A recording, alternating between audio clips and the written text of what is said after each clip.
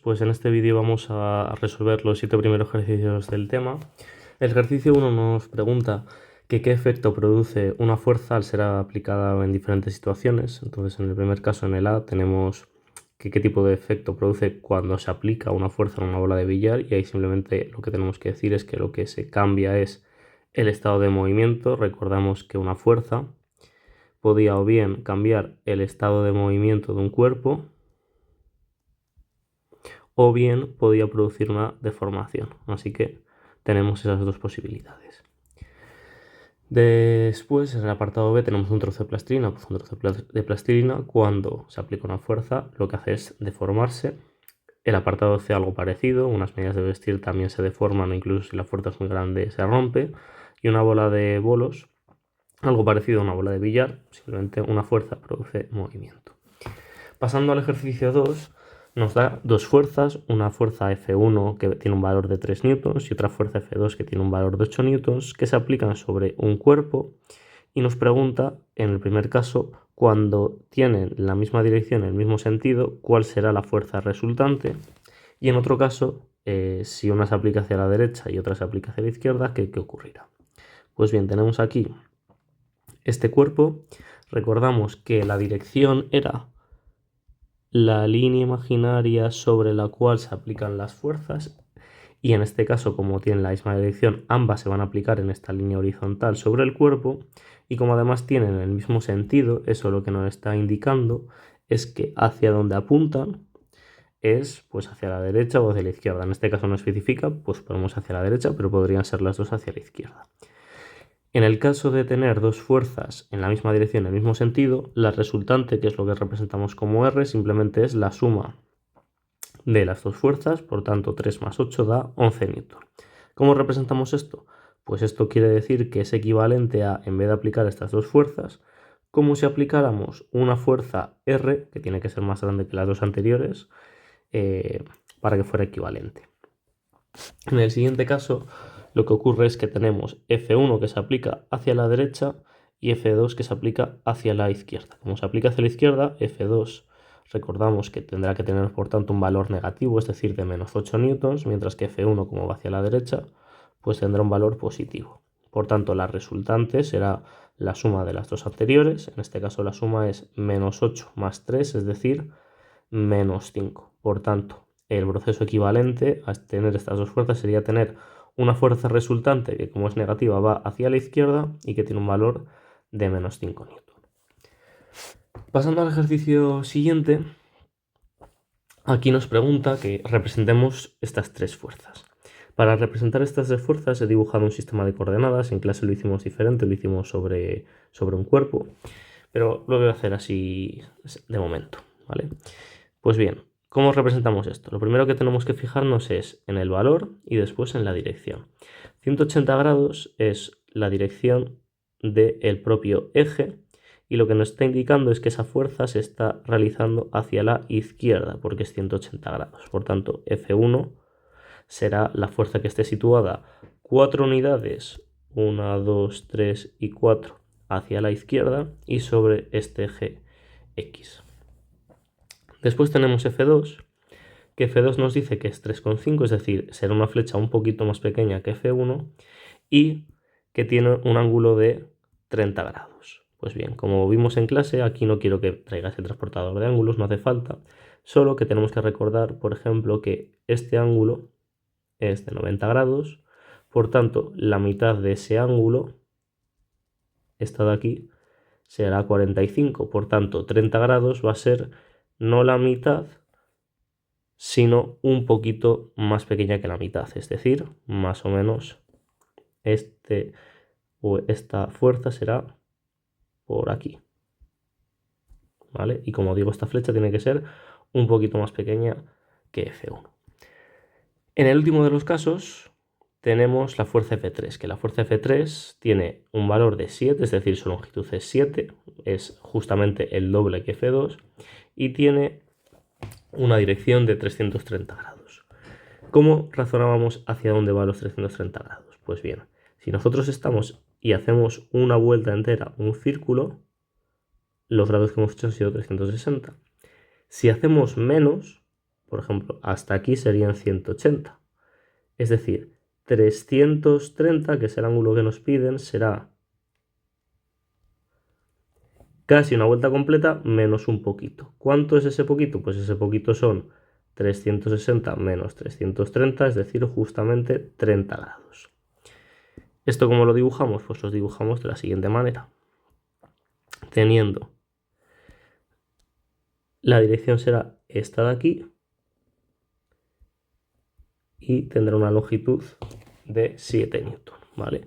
Si os fijáis, lo he intentado hacer así para que se vea que F2 y F3 son simétricas, porque claro, estos son 30 grados hacia arriba y estos son 30 grados hacia abajo, ¿de acuerdo? Pues bien, como pongo aquí, ¿vale? Esto no hace falta que lleguéis o utilicéis el transportador de ángulos, que si lo utilizáis también está bien. Hay que hacerlo de manera aproximada. Esto quiere decir que tiene que tener unas ciertas trazas de verosimilitud, pero que no hace falta que sean exactamente 30 grados, que porque sean 35 o 33 no me voy a yo a ir a poner tiquismiquis con los ángulos. Pasando al ejercicio 4, ahora tenemos 4 casos diferentes, de nuevo, de sumas y restas de fuerzas. El primer caso, el A, es el más sencillo. Tenemos dos fuerzas, F1 y F2, y nos piden que obtengamos la resultante.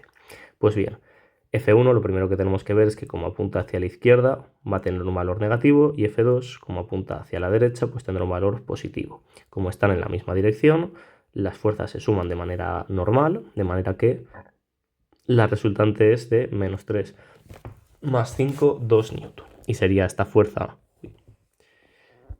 esa fuerza morada que aparece en el A. En el apartado B lo que ocurre es que ahora tenemos dos fuerzas que están en una dirección o están colocadas de manera que forman un ángulo de 90 grados entre ellas. Para sumar estas fuerzas en las que su dirección no coincide y están a 90 grados, lo que tenemos que aplicar es el teorema de Pitágoras, porque la resultante coincide con la hipotenusa del triángulo que forman la fuerza, en este caso de 5 newtons, con la fuerza de 3 newtons. Pues bien, si tuviéramos un triángulo rectángulo de hipotenusa H y catetos A y B, para calcular la relación que tienen estas magnitudes entre sí es que la hipotenusa al cuadrado es igual a la suma de los catetos al cuadrado. Aplicado a nuestro triángulo, eso quiere decir que R al cuadrado, que es la resultante, será igual a uno de los catetos, en este caso 5 al cuadrado, más 3 al cuadrado. Operando nos queda que R al cuadrado es igual a 34, pero lo que queremos saber es la resultante. Pues bien, la resultante simplemente para obtenerla habrá que hacer la raíz cuadrada de 34, que aproximadamente tiene un valor de 5,83 newton. Y ese es el valor que hay que dar redondeándolo. El apartado D, ahora lo que ocurre, tenemos otras tres... el C. En el C tenemos 4 fuerzas. Lo que hay que hacer en estos casos donde tenemos fuerzas tanto en el eje X como en el eje Y es sumar en cada caso. De manera que en el eje X, ¿qué tenemos? Pues en el eje X tenemos una fuerza que yo he llamado F1, que vale menos 5 porque va hacia la izquierda, y otra fuerza F3 que va hacia la derecha. ¿Vale? A ver, voy a poner F3 mejor. Y por eso vale 8 newton.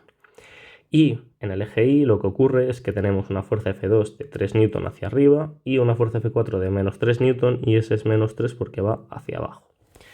Pues bien, la resultante en el eje de las X, ¿cuál será? Pues simplemente será la suma de las dos anteriores, menos 5 más 8, es decir, la resultante en el eje de las X será más 3 newton. Y la resultante en el eje de las Y será pues la 3, que es la F2 que va hacia arriba, y menos 3 que va hacia abajo. Es decir, en el eje de las Y no hay fuerzas, porque estas se cancelan. Y por tanto, toda esta situación inicial se puede resumir únicamente como que tenemos una fuerza resultante de 3 newton.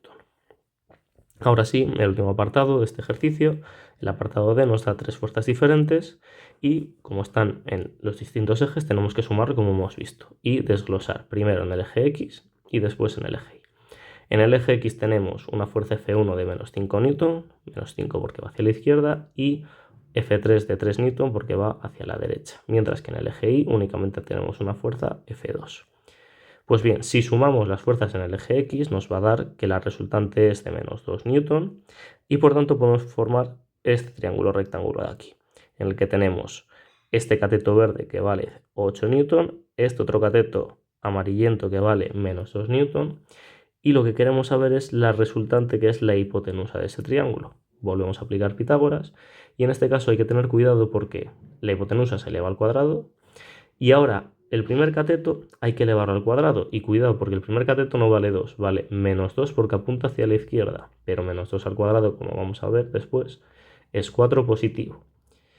El otro cateto es 8 al cuadrado, así que 8 al cuadrado es 64. Operando nos queda r cuadrado igual a 68, es decir, r, que es lo que queremos, es igual a raíz cuadrada de 68, que aproximadamente es 8,25 newton, que es el resultado que habría que dar. Pasando al siguiente apartado, nos piden que razonemos si las siguientes afirmaciones son verdaderas o falsas. La primera nos dice que la fuerza que ejerce la Tierra sobre la Luna es por contacto. Esto es falso, ya que la fuerza sobre la Luna lo que hace es tener una fuerza que se denomina gravitatoria, porque depende de que existan o de que esos cuerpos, la Tierra y la Luna, tengan masa, y esta fuerza sabemos que es a distancia, que no hace falta ningún tipo de contacto. El apartado B nos pregunta que se llama fuerza a todo aquello que produce deformaciones, y eso es falso porque aunque es verdad que a lo que produce deformaciones lo llamamos fuerza, también es fuerza todo aquello que produce un cambio en el estado de movimiento de los cuerpos. Siguiendo con el apartado C, nos dicen que si damos patadas a un balón hacemos una fuerza a distancia. Esto es falso porque evidentemente cuando hacemos o damos una patada, esa fuerza pasa a ser por contacto. Y el apartado D, cuando nos dice que si la unidad de fuerza en el sistema internacional es el newton, esto es verdadero, pero cuidado porque claro, newton era el símbolo que utilizamos para resumir las verdaderas unidades del sistema internacional, que son kilogramo metro segundo al cuadrado, o si lo queréis poner en forma más compacta de potencias, kilogramo metro segundo a la menos 2.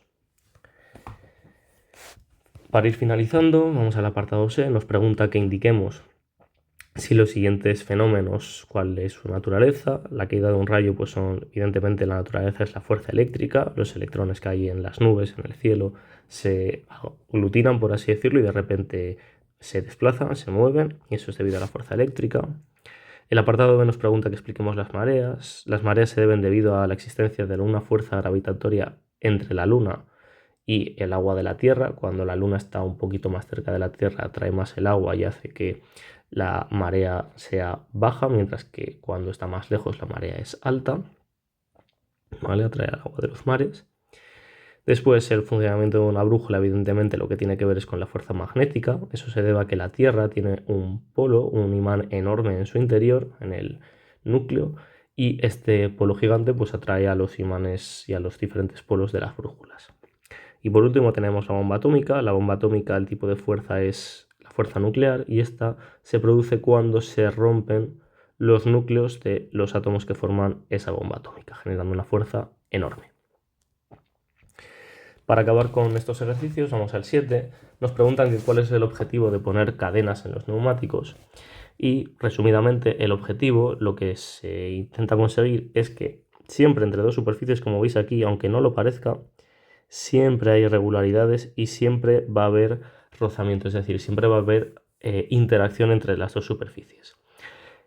Hay situaciones en las que queremos que esa interacción sea mayor y otras en las que queremos que sea menor. Por ejemplo, cuando vamos normal en la calle con un coche conduciendo, queremos que, para ahorrar combustible, que esa fuerza de rozamiento sea menor, pero en otros casos donde, por ejemplo, estamos esquiando o tenemos que ir por una carretera de montaña, lo que queremos hacer es que la fuerza de rozamiento entre las ruedas y el coche o el asfalto, que siempre va en sentido contrario al movimiento, siempre se opone al movimiento, en esos casos queremos maximizarlo, es decir, queremos hacer esta fuerza de rozamiento más grande para que el coche no descarrile, porque si no, si es muy pequeña, pues el coche va a ir en la dirección que sea, menos en la que queremos que vaya. Por tanto, las cadenas, cuando se ponen, aumentan la fuerza de rozamiento con el suelo, y eso hace que el coche pueda frenar más rápido, pueda dirigirse en la dirección que queremos. Y pues estos serían todos los ejercicios de esta primera parte del tema.